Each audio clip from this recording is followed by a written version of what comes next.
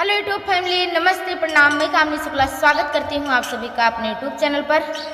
तो बहुत ही सुपरहिट धमाकेदार नाच गीत लेकर उपस्थित हैं। कैसा लगे अपनी राय कमेंट बॉक्स में जरूर बताना। हो ऐसा में